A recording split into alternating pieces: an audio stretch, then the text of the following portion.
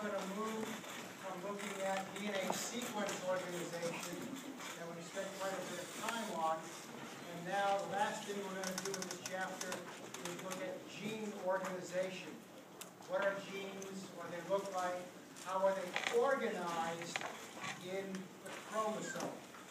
And this handout has divided up genes, divided up the organisms into 4 different groups, starting with bacteria at the bottom phylogenetically, at the top of the page, and ending with humans, who like the big word at the top of the heap. So as we look at the bacteria, there are 2 different categories, 2 different classes of bacteria. The eubacteria that pretty much everybody is familiar with, E. coli, Bacillus, Salmonella. Most of the disease-causing bacteria are now called eubacteria, true bacteria, as opposed to the archaea at the bottom. Archaea is a separate kingdom, so it's a kingdom unto itself, even though it's still prokaryote, even though it's still classified in general in bacteria. Archaea are very, very different organisms in there. You might be more familiar with them as extremophiles.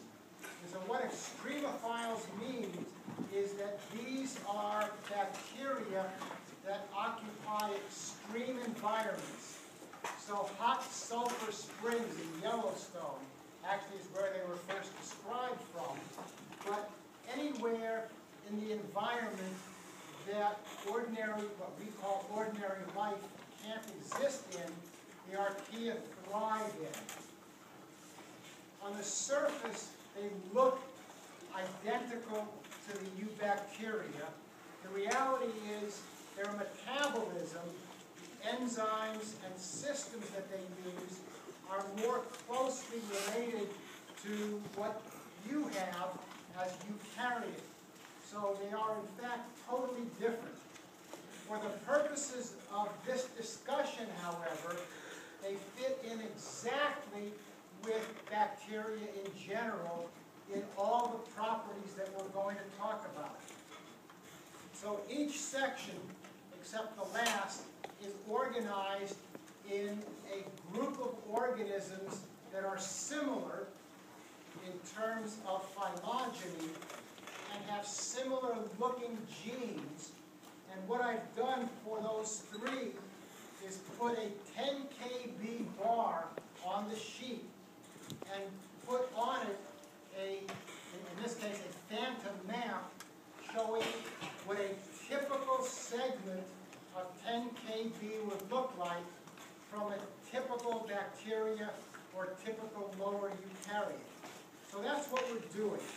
The 3 true bacteria, the 3 eubacteria that I've chosen, E. coli is the common lab rat of microbiology. Pyralula, a few years ago, was one of the largest bacteria in terms of its genome size. So what you're looking at for Pyralula is a 7 MB. So MB is 1,000 KB. KB is 1,000 base pairs. For the next set of homeworks, you have to get those relationships right, or everything you do will be off by an order of 1,000. So we're looking at genomes in MB size, 7,000 KB size. And Pyralula has about 7,400 genes. And so if we do that math, that works out to about 1 gene per KB. And as you look down the list, while all the bacteria there have different size, E. coli is sort of a middle size, Mycoplasma, deliberately chosen as one of the smallest free-living bacteria, less than an MB in size, only 500 genes in this free-living bacteria. And archaea, just a typical archaea, they tend to run a little smaller than bacteria. But what's important is that all 4 of these bacteria have the same gene density, and therefore, on average, sort of the same gene map that I have below. So that's not a gene map of any one specific. It is a typical gene map for what you might expect. Any questions on the overview of bacteria? All right, so let's look at what that gene map is telling us. So the gene density says about 1 gene per kb, and this is a 10 kb segment of DNA. We expect 10 genes. What you see are 4 large boxes. 3 of the 4 boxes are subdivided into smaller units. And so the genes are actually the small units within the big box. And so these big boxes that you're looking at here, so 1, 2, and 3, this is called polycistronic transcription unit. We'll worry about TU later in the course. But this is a word that you should know well, the cistron, the group of all non-complementing alleles, the basic information organizational unit. So what this says, as you look at this picture, is that bacteria have most of their cistrons into polycistronic transcription units. Units that are transcribed so that we get 3 cistrons together. Remember, gene's an awful word, but we use it a lot. And gene and cistron are sometimes interchangeable, but now we have gene, cistron, and polycistronic units. And so you have to be able to make that distinction quickly as we talk. Gene really doesn't come out anywhere in there. You can either call this a gene, and some people do, or you could call this whole thing a gene, and some people do. I know it's confusing, but it's this historical precedent of using this word gene that makes it that way.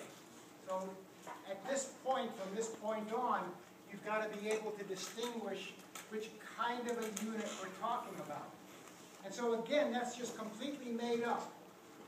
What you see for a typical bacteria is that the gene organization of a typical bacteria has some genes in polycistronic units and some genes as single gene standalone.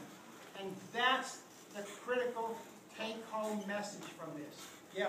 So will the polycistronic TU always have 3? Oh, no. So they can have Don't I have 1 as 2? No, I guess I don't. No, you can have 5 or 10 or 2. Like I said, completely made up.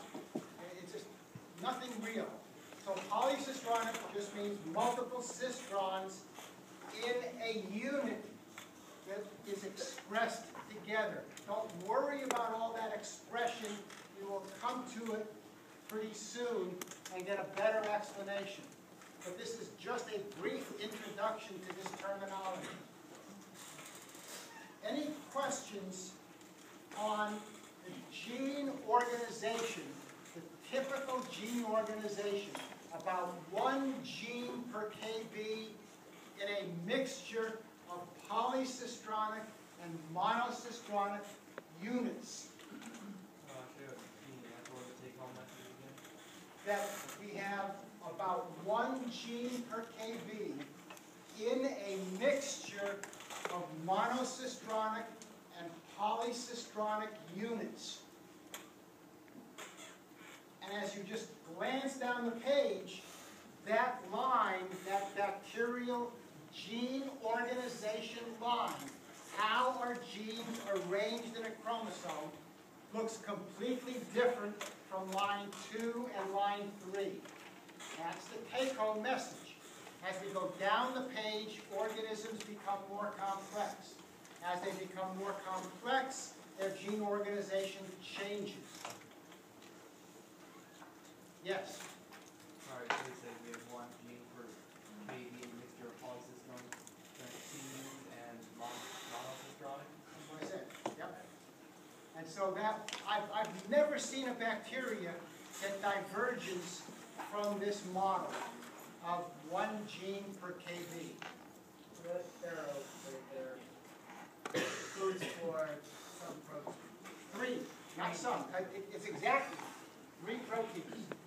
3 cistrons, each one coding for a protein. So within a cistron, you have those 3, and then on a separate arrow, and in that separate arrow, we part of that same cistron. No, it's a separate arrow. It's separate. Completely. So there are 4 different units of transcription. And each one in a real bacteria would be coding for different proteins. Each one of the cistrons codes for a different protein. Anybody else? The micro majors are looking back and smiling right now. On each of the blocks, on some of the blocks you have the arrow pointing that way or to that way. Does that matter? Or is that? Oh. So that's a good question. So you notice that on that line for bacteria, some arrows are pointing to the right, some arrows are pointing to the left. That is important. It does actually matter greatly. They have a double-stranded DNA. And so left or right just means which single DNA strand is actually coded from the double strand. But don't worry about that. We'll get to that as we get in deeper into the molecular section. You've already seen some of this in some of the maps that you've gone to on the web, where the arrows are pointing left and right. But we'll look at the actual basis for that when we look more closely in the molecular section. This is an overview just of genes, not of expression yet. Anybody else before we start sliding down the page? I know you probably said this, but the polycystronic unit, that's only for bacteria. I didn't say it, but you are absolutely right, because you don't see it anywhere else on that sheet. With rare exceptions, and there's an exception to every rule, with rare exceptions, this is unique and typical in bacteria and almost never seen in higher organisms, in eukaryotes. But I've never seen a bacteria that doesn't do it. Anybody else? Yes? I'm sorry, I didn't quite get that last part. We said as organisms become more complex, the genetic connections become more what again? Complex. Okay. Anybody else before we move on and move from prokaryotes? Remember the definition of prokaryotes. Nucleus just mixed into the cytoplasm. You are eukaryotes. You have a true carrion. You have a true nucleus, membrane bound. So all the rest of these organisms are going to be eukaryotes like you, but less complex. So normally with this bacteria slash archaea map be written like a square or a circle because So typical bacteria are circular chromosomes, or square, no end. But understand there are bacteria that have linear chromosomes. And they do exist, but they're rare. There are bacteria that have multiple chromosomes like you do, but they're rare. Everything there is circular and 1 chromosome per bacteria.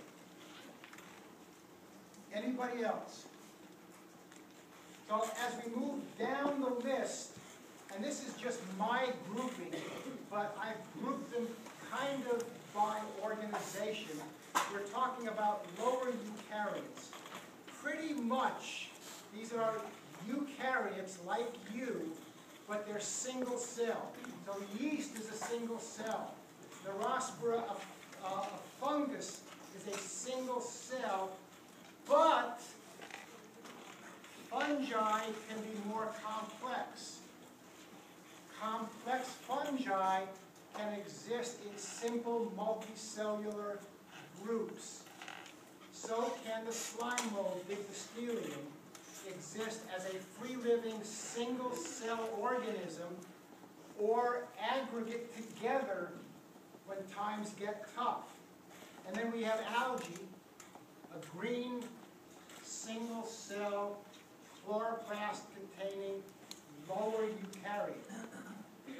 So there are, there are a number of things as we go from section 1 to section 2. First of all, the sections are very arbitrary, and the lines are very arbitrary. We say that these eukaryotes are more advanced. The reality is, as you just look at Pyralula and yeast, Pyralula's got a bigger genome. The bacteria has a bigger genome than a simple yeast. So that's kind of surprising. There are actually viruses that have bigger genomes than mycoplasma. And so all of these lines that we're drawing are really very artificial lines. We're grouping organisms kind of on a few features and ignoring other features.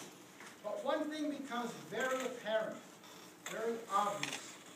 We're starting to divide up the genome into multiple chromosomes. Now, I just told you there are bacteria that have multiple chromosomes. So that's not a hard, fast distinction. But it's kind of the rule for eukaryotes. I don't know of any eukaryote that has a single chromosome. There may be a rare one. But that's sort of the rule, whereas the sort of rule for bacteria is single chromosomes.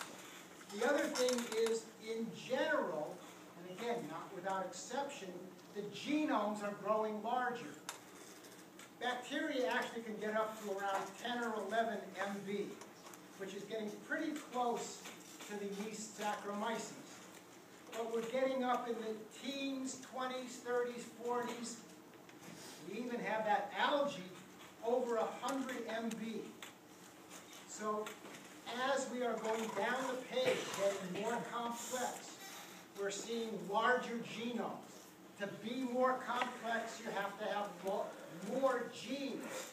And that's the next thing you see. In general, not without exception, those yeasts are pretty primitive, but in general, these single-stranded organisms have more genes than the bacteria. So we're tracking two things. We're tracking genome size, which is increasing, and we're tracking gene number, which is also increasing. But if you look closely, genome size increases faster. What that means is that the gene density, the number of genes per kb, is getting lower. Genes are being more spread out. And that's going to become very important when we get to the bottom of the page. So what you see is not a single lower eukaryote that I've ever found has the same gene density as a bacteria. No matter what their size, no matter how many genes, even for a primitive, Saccharomyces cerevisiae is a pretty primitive yeast. Even for that one, the gene density is half what it is in bacteria. Twice as much space per gene as in bacteria. So that's the data line. Anybody have any question on the data line before we look at the gene structure? The gene structure is obviously different. No polycistronic units. Half the number of genes. So this is actually from Saccharomyces, again, it's an average, it's not a real one, but it's actually the statistical average of Saccharomyces cerevisiae. And what you see are 5 units. But one of those units is very different. So here's our polycistronic. And now, in yeast, one of those units looks like that. A completely different picture. What we have here is an intron. So intron stands for an interruption. It's a non-coding piece of DNA that interrupts the gene. And so we now have new terminology to describe interrupted genes. We can now talk about exons and introns. They are extraordinarily rare. Most bacteria don't even have any. Occasionally you find one. So you see two very different hallmarks. The hallmark of a bacterial gene is polycistronic organization. Remember, this is gene organization. The hallmark of eukaryote genes is, first of all, monocistronic, and secondly, interrupted. So a totally different gene organization picture. That's the point of this handout.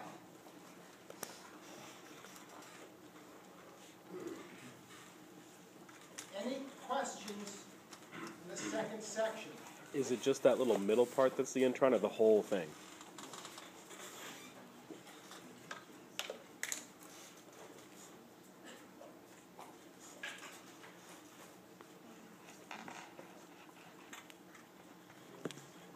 And that's the intro. The outside would be the exon? Yes. So the exon then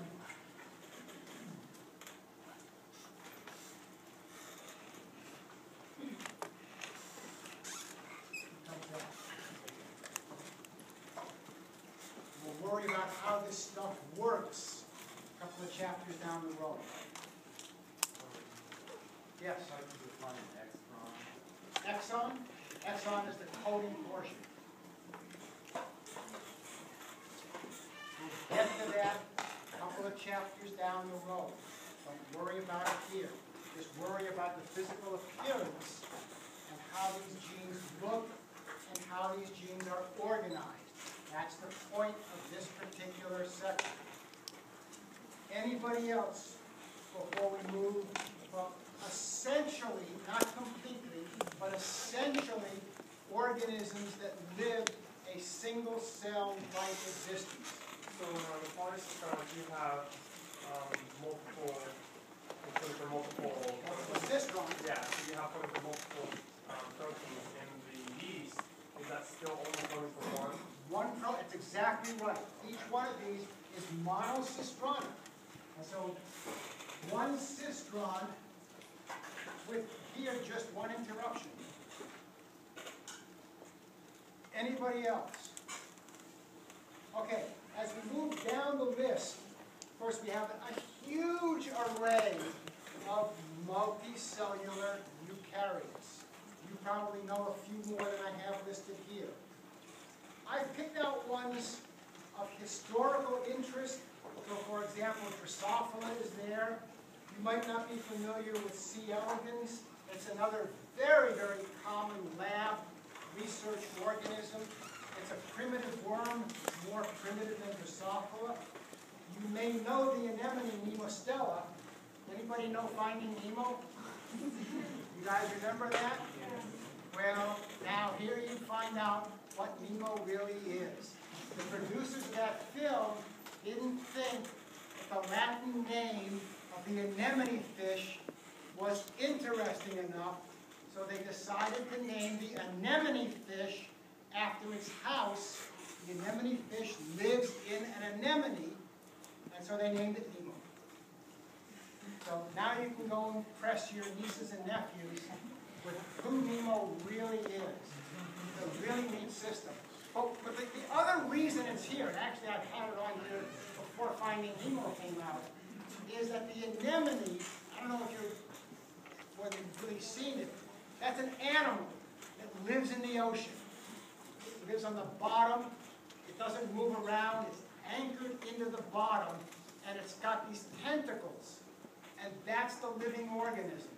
The tentacles on the tip have stinging nematocysts that kill anything except Nemo, who's covered in slime and lives there, has a very comfortable house, and no one will attack him because he lives in this armored anemone.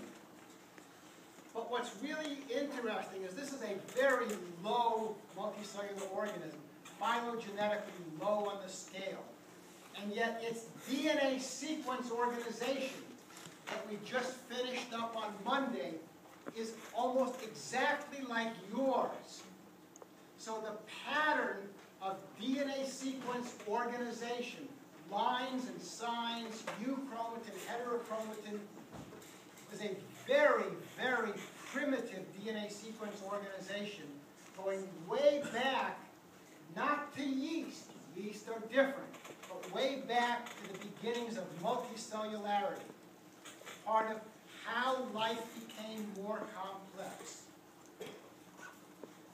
Any questions so far? All right, so what you're looking at now, that whole group, you see a huge diversity. Organisms with lots of chromosomes. Again, as we're going down the page, genome size is getting larger as life becomes more complex. A fly is more complex than a yeast or a slime mold or a fungus. In order to be more complex, we need more genes. So with more genes comes larger genomes. And so you see, in general, gene number is increasing, but genome size is increasing faster, which means genes are even more spread out. And so what you're looking at on that third line is the average Drosophila gene. And so you already know what that pattern represents. The yeast, very primitive, one small intron in Saccharomyces cerevisiae. Very few genes even have introns. Once we get into this group of organisms, most genes have introns. And so what you're seeing is more introns per gene. And look at that big intron in the middle of the Drosophila gene. That intron alone is bigger than the average yeast gene. So genome size is increasing as we go down the page. The number of introns is increasing, and intron size is increasing. Look at the space.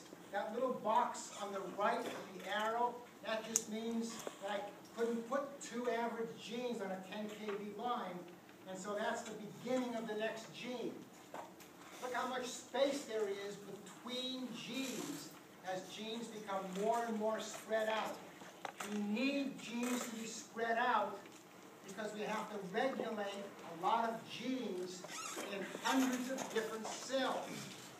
It's got to be regulated differently in a muscle, a nerve, liver, kidney, whatever it is, hundreds of different cell types. And so all that space in between genes is all about controlling the genes. At the very bottom of that section, we pick up some plants. Plants are interesting. Higher plants really begin to diverge significantly from higher animals. The amount of repeat sequence DNA goes up dramatically. You have maybe 50% repeat sequence with transposable elements. Higher plants can have 60, 70, 80%. Heterochromatin becomes the rule, not euchromatin. You have islands of single copy DNA, sort of like in your heterochromatin. And we pick up a lot of pick up a lot of organisms now that have multiple sets of chromosomes, giving more and more genes.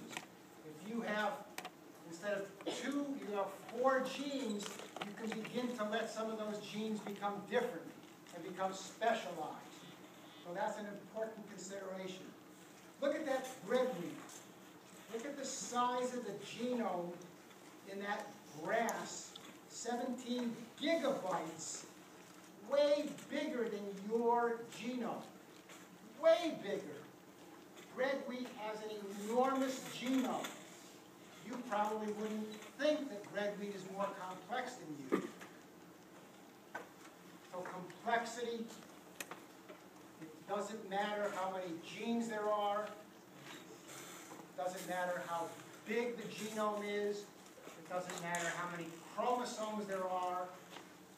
It matters how many introns there are.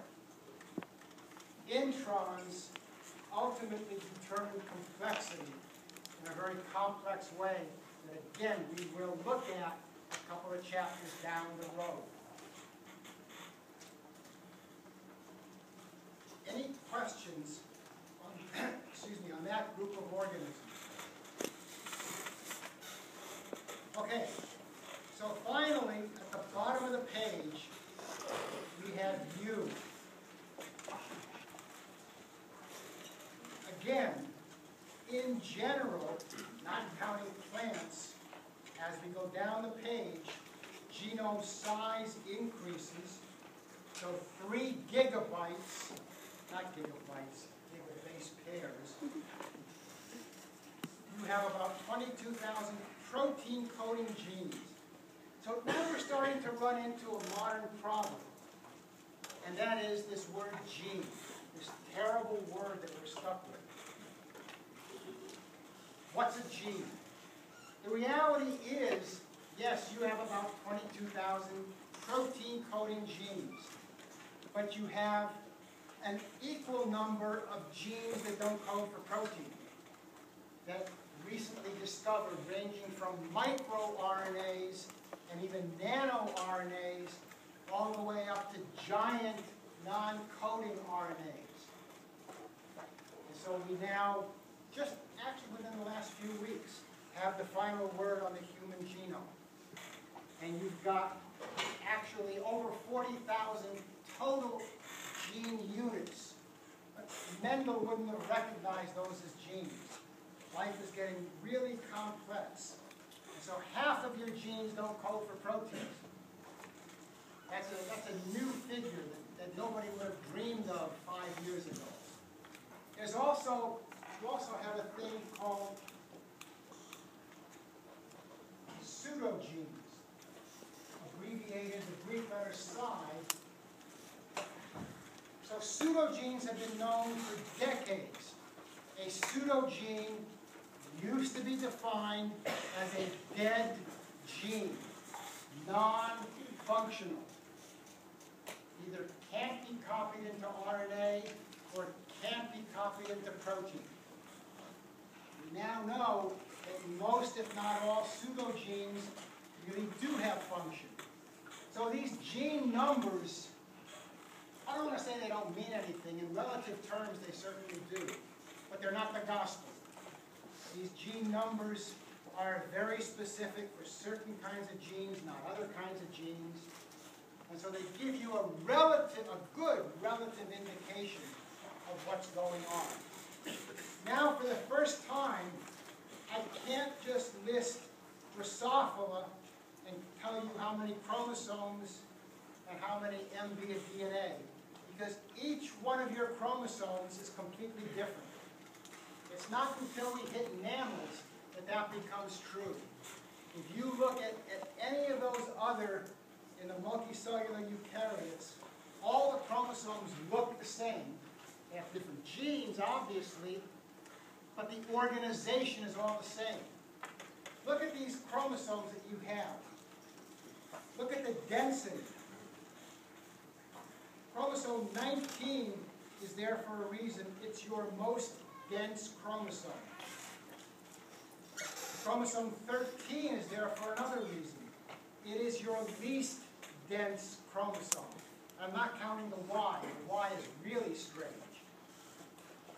But each chromosome is totally different. Look at chromosome 21 and 22. Virtually the same size, yet 22 has twice as many genes. Remember Down syndrome? We talked about that. Why is Down syndrome the only trisomic that lives?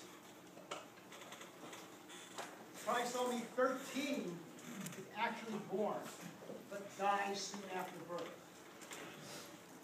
Down syndrome only lives because it has the chromosome with the smallest number of genes on it. It's disrupting the balance. Two of everything. Gotta have that balance. That's why you have bar bodies in females. Gotta have that balance, that equality. And so you can have two number 21s and you disrupt the genome, but it doesn't die. Two number 22s is just a couple of hundred genes too many, and it doesn't survive at all. Any questions on that? Yes?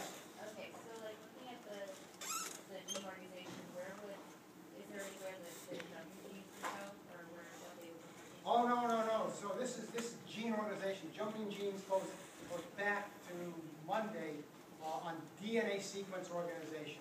But jumping, so that's really a good point. Jumping genes are not included in this gene list. I know it's got the word gene in there, and that's confusing, but they're not your genes.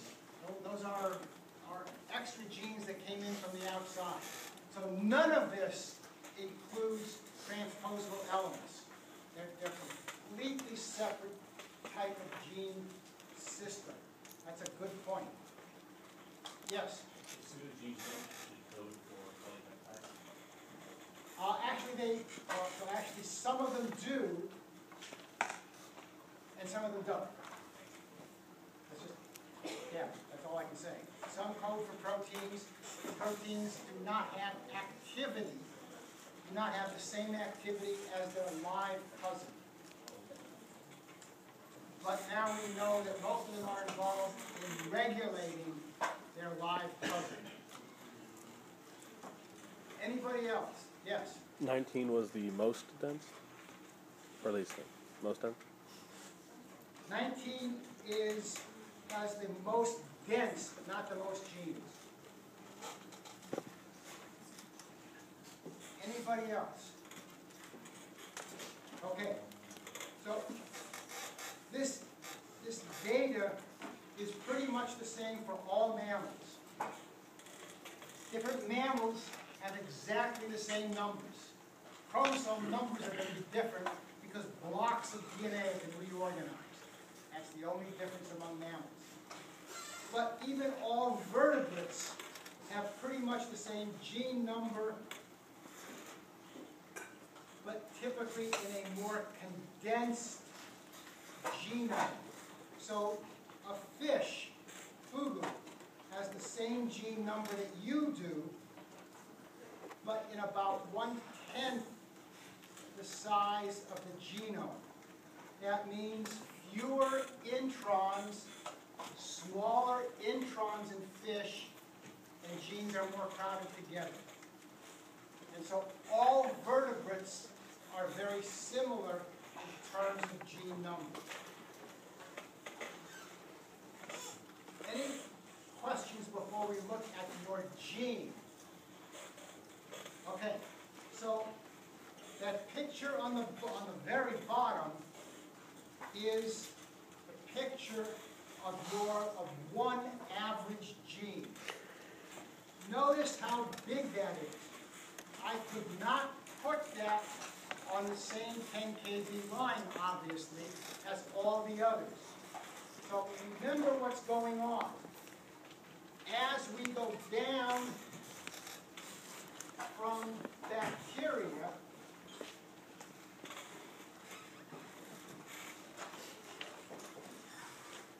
to humans, so what we have are more genes, less dense, more introns, and larger introns.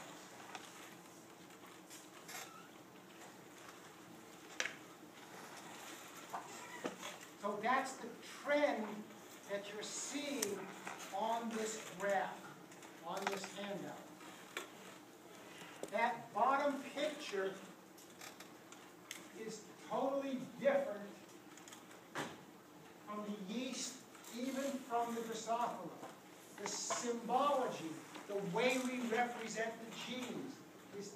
totally different. So we start off on the left with a box. It's an exon box, just like that. And on the far right, the end in a box. That's another exon. But the exons in the middle are so small, you have the data on the sheet. The exons now are just 1 to 200 base pairs on average. Tiny little exons with giant introns. So each line now represents a tiny little exon. Remember, this is your average gene. Tiny little exons and giant introns. The introns are larger than the average yeast gene. The introns are the same size as the average Drosophila gene. A totally different look in mammals for what a gene looks like. Now, the way that this is represented is by these connecting lines. So each exon is connected by what looks like a V. And this is the splice pattern. And so over here it may be easier to make a protein. We have to cut out the intron. When we cut out the intron, we have to paste together these two ends of the exon. The end of this exon and the beginning of that exon to give us a full coding region. That's called splicing. Again, don't worry about the details. I'm just introducing the terms here because it's unavoidable. We will look at this in detail a couple of chapters down the road. But this is your average gene, completely different from any other gene going up the page.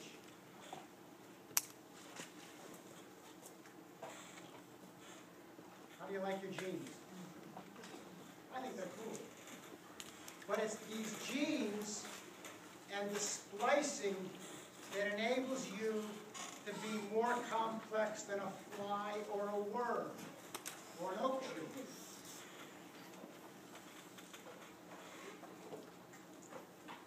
So this symbology looks different from this. It's just a different way of showing you the intron-exon pattern. Any questions on this? Yep. What's with the box to the left and the arrow? Okay. So, what's with it? I don't know. All your genes typically have a big exon to start with. Well, this is the start because it's going that way, and a big exon to end with. I mean, that's the only answer. That's the typical pattern. Two big boxes, and then in the middle, typically, not always, but typically, very small exons separated by very large introns. That's the typical pattern for mammalian genes. Remember now, as you go down, not sure about birds, but definitely fish, this thing becomes very compressed. Yes? So outside the introns and exons, is it just like random DNA? Oh, outside, yes. So that's, remember we already did that. We have gene, when we talked about unique sequence DNA. And so only 2% of your DNA codes for proteins, 2%. So the fact is that while most of your genes are single copy, most of your single copy DNA is in between genes. And you know it as lines and signs, which is a mixture of single copy and middle repetitive, but it's still the same. That all that stuff in between is now believed to be controlling the genes.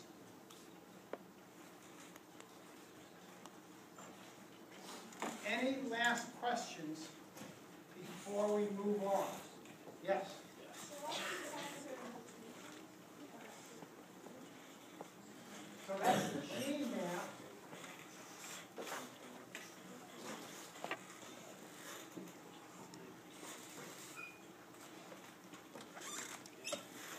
Remember we had lines, signs, 10 KB unique sequence? Yeah, so that's what that stuff is. Anybody else? Any last questions before we move on? Okay. Let's go back.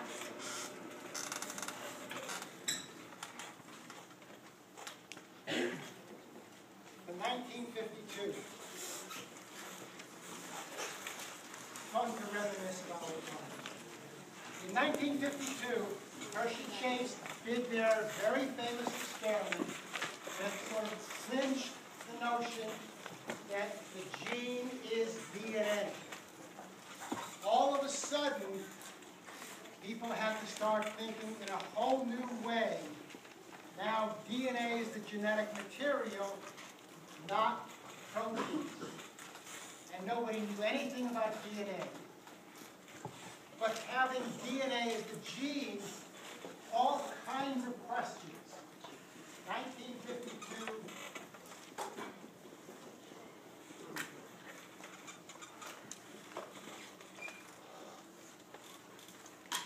How do we replicate the DNA faithfully? We know genes are replicated faithfully because we can look at a gene in lots of different people and it's always the same. Now we have a problem with coding.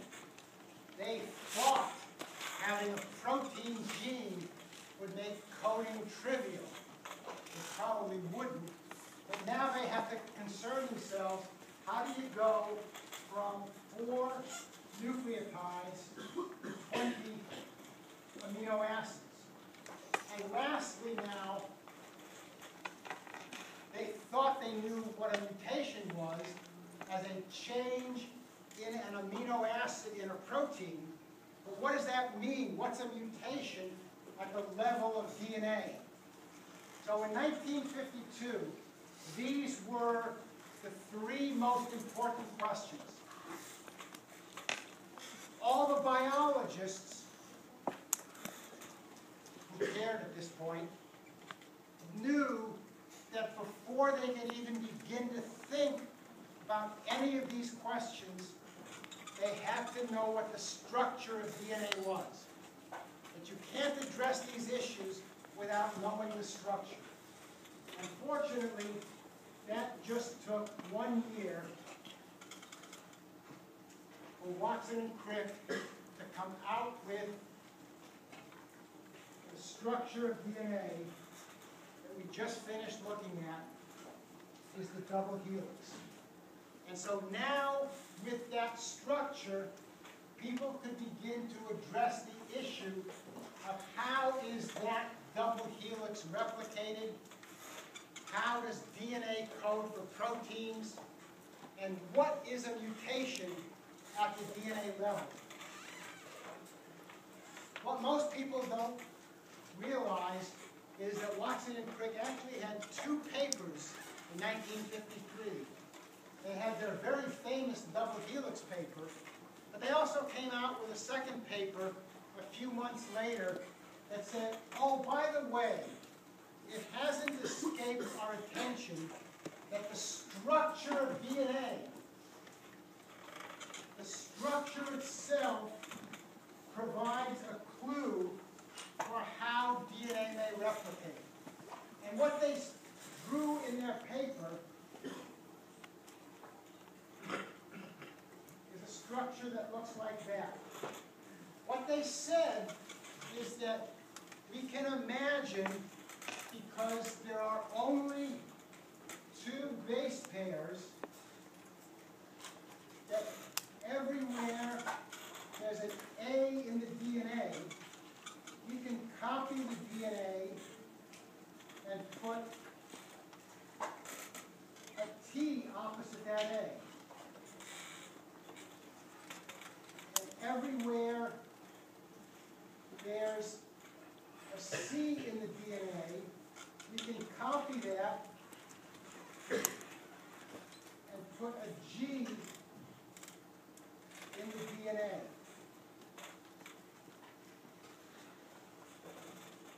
So we can imagine that the structure of DNA itself defines how DNA can be faithfully replicated just by looking at the base pairs.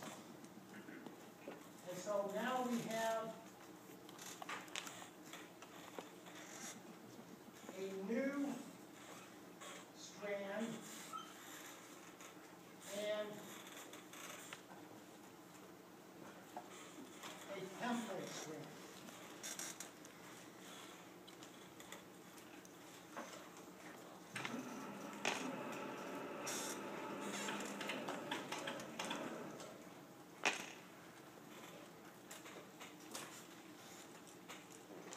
So they published this also in 1953. That model has become known as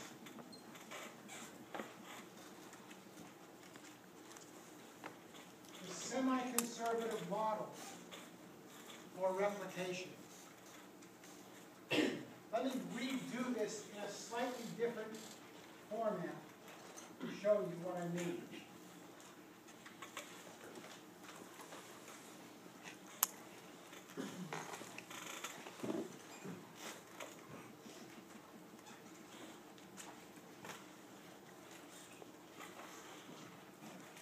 So the semi-conservative model, they didn't name that, it was named after they published their paper.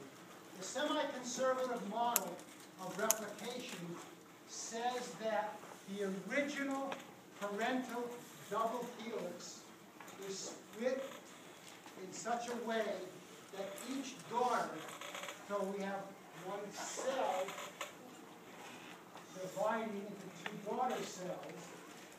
That's what we're looking at here. One chromosome becomes two chromosomes that way. What you're looking at then is that each daughter cell gets half of the original parental material. That's what semi-conservative means. Each daughter chromosome has half old DNA and half new DNA. Well, for the second time in 1953, they published an earth-shattering paper that they did absolutely no experiments on.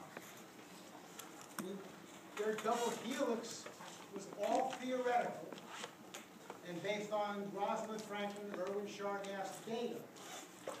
This model for replication just followed from the structure. They didn't do any experiments. So anytime that anybody publishes a model without experimentation, that's fair game for other people to begin publishing alternative models so that science can test different models to see which one is true. Just because they published it and it looks nice doesn't mean it's true. So another model that was published was what's called the fully conservative model. So the fully conservative model says that, in fact, each daughter doesn't receive one old strand, but one daughter gets both old strands and one daughter gets both new strands. Nobody is saying anything about the mechanism, the biochemistry of how this happened. There were lots of models. The one that usually shows up in textbooks, and I hate it, is called dispersive. And I hate it because I can't draw it. But basically what it says is we're going to take the old strand of DNA and break it up and disperse it so that, oops, wrong one. So the two daughters, we're going to disperse the old template and break it up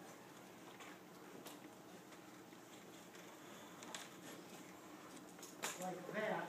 And of course, we're going to have two daughters. The other will be a mirror image.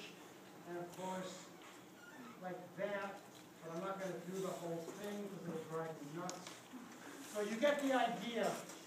Dispersive is just breaking up and dispersing the original parental DNA. Any questions on that? So this is how things stood for a few years. Question is, how do you distinguish these different models?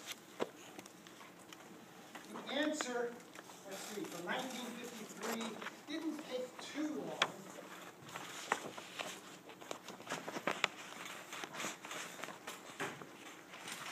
In 1958, Meskelson and Stahl published their classic Nobel Prize winning paper showing which model is correct. The issue here that they have to address, and basically they were looking at these two models. Those were the two leading models. But everything else got addressed. How do you distinguish old from new DNA? Remember, this is back in the 1950s. So they have to come up with groundbreaking new technology. Like almost everything that we're going to do in this class, where some groundbreaking experiments have been done because somebody like Messelson Stahl thought of new techniques, new technology to answer old questions. And so what Messelson and Stahl came up with is called cesium chloride.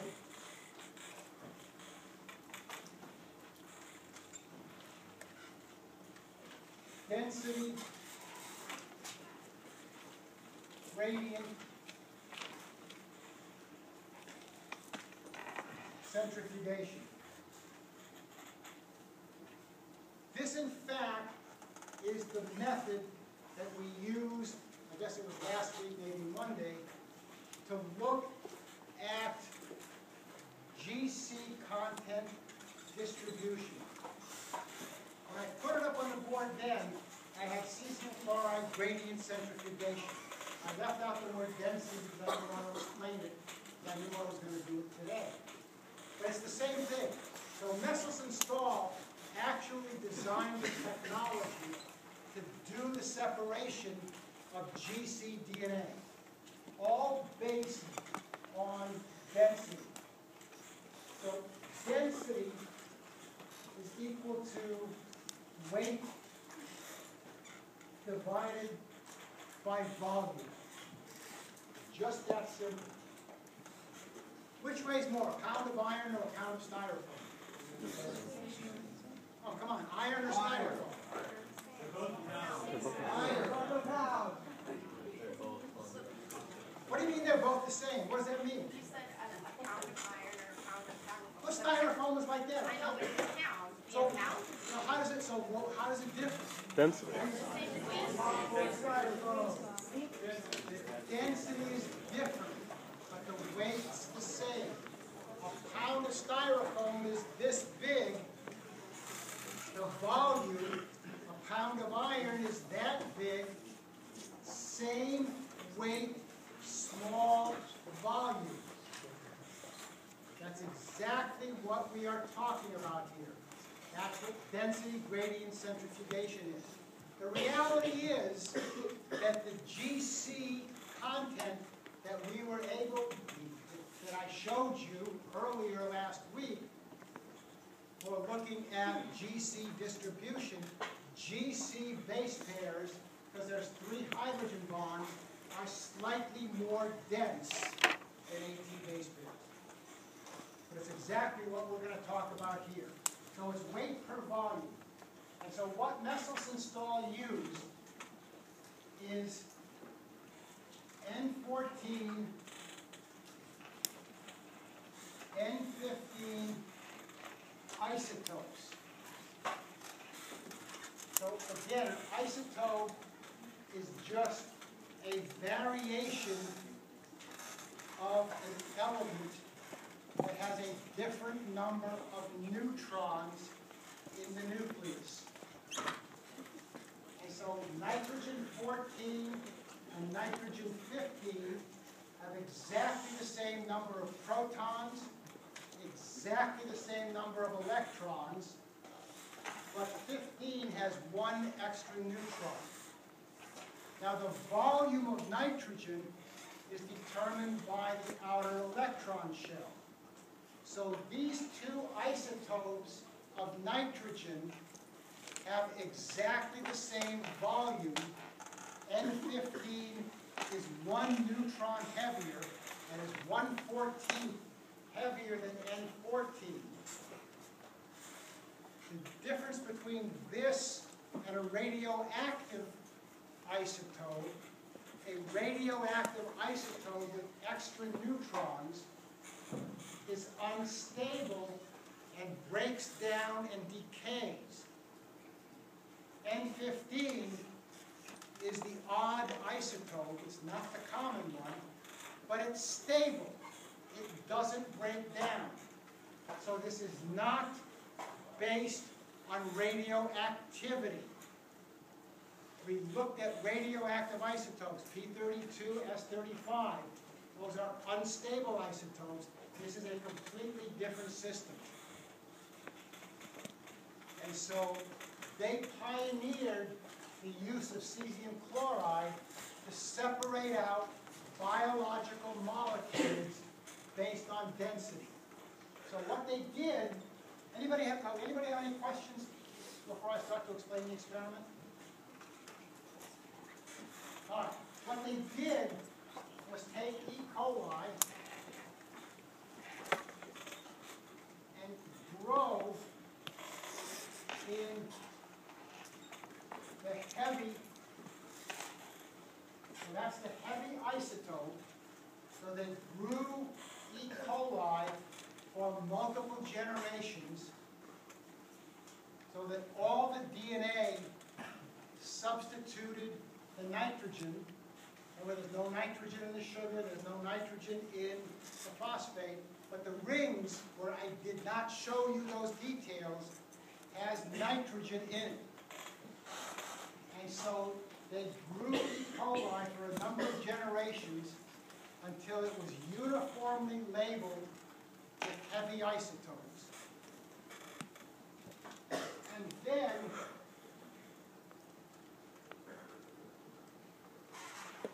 switch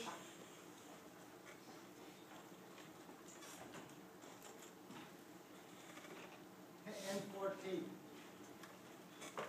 So this represents 15, 15, 15, 15, 14, 14. Everybody see that all right? Here we have 15, 15, 14, 14. I am not going to play with this first. We will do it, but you're going to have to do it in your mind. There's no way I'm going to draw that out. So now, remember, we have cesium chloride gradients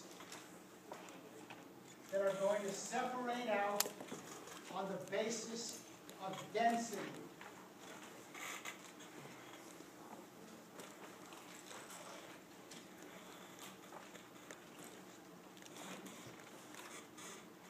So each double helix, we're not going to melt the DNA, talk about melting. We're going to keep the DNA as the double helix. Each double helix DNA of a different density will band at a different position in the gradient. We've been through all of that with main band and satellites. And so now I want you to make a prediction of what do you think you're going to see. That's how science works. Make a prediction. And now we're going to test the models for the semi-conservative replication. What is your prediction for what you will see on a cesium chloride gradient? 1 band. I already heard 3 people. 1 band. Does everybody agree that you will only see 1 band? Why do you only see 1 band? Because you have 2 of the same heterozygotes. You have, Because each of the strands will have half 14, half 18, and thus they'll weigh the same. Not weigh the same. Not the same density, my bad. So 1 band. If we were to run a control, what we would see, where's my key?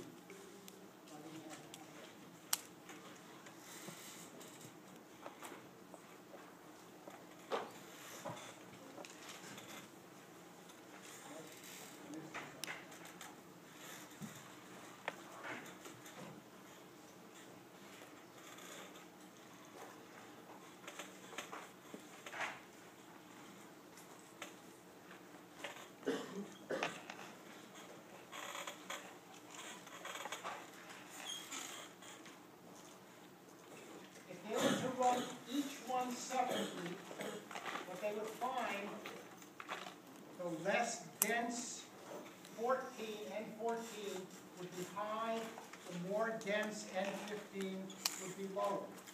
So you are correct in your prediction.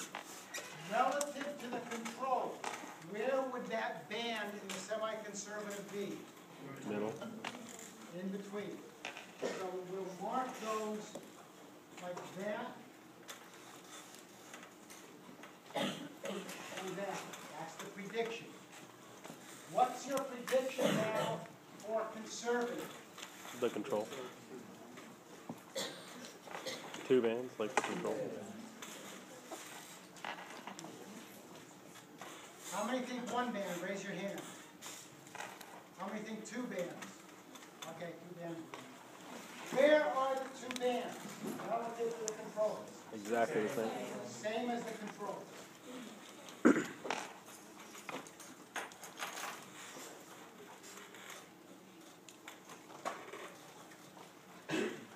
So the prediction is, if we just run this experiment, bing, we've decided between semi-conservative and conservative, right? Would dispersive look like Ah, semi? yeah, that's a tricky one. So look at the dispersive and fill in what I didn't draw on the board. So the first question now is, how many bands will you see in the dispersive? So these are the parentals. This is first generation. How many bands will you see in the dispersive? 1. How many think 1 band? Raise your hand. How many think 2 bands? Raise your hand. Okay. Where's the 1 band going to be? Does it depend on?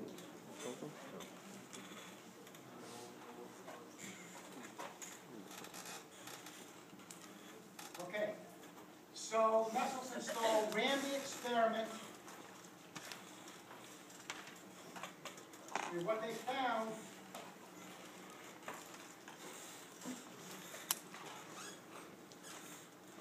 that's the data for the F1. What's your conclusion from the F1 data? It's not conservative? You have to draw a conclusion from an experiment. Either semi-conservative or dispersive. Actually, there were about a dozen models. Relative to this, could you phrase it in a different way? It's not conservative? It's not conservative. So we have absolutely ruled out one model.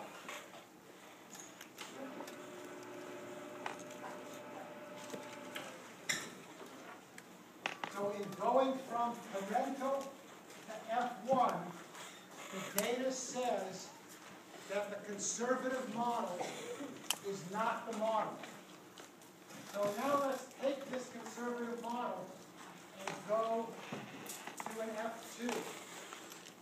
Now we have 4 strands of DNA. So each strand is going to break down. So those are now the 4 parental strands, right? Everybody with me? And we're going to continue to replicate in red ink. Quick question. Yes. So, why cross out the conservative exactly? Because the data didn't fit the experiment. So, conservative was the correct one? So the conservative data did not fit. Here's the experimental data. So now we have this pattern here.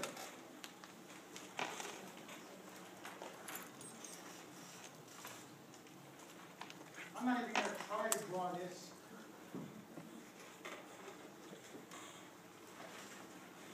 Can anybody look at that and mentally draw out and see what the result is going to be? Would be closer to the, Well, how many bands? 1 band. And so keep going with your thought. You're on the right track. the density of the band would be closer to the strand of the. So there is our semi-conservative. So what you're saying, right? Absolutely correct. What's your prediction here? How many bands?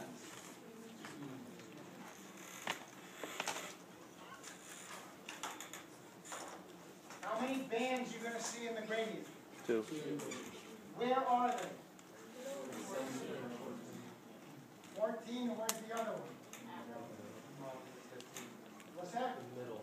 In the middle is 14 and 15. And so what you see is exactly correct. I shouldn't have put that in so heavy. That was where semi-conservative. So the dispersive now in the F2 looks very different. We have 1 band higher. Now we have 2 bands there. The dispersive looks completely different, and the data, well, that's the data. So these are just actually the one most important alternate model of the semi-conservative. And I don't know why they always throw in dispersive in the Rozo model. There were actually others. It took a few years to go through them all. And so the data is consistent with, but at this point does not prove semi-conservative. We're going to talk a little bit more about that on Friday.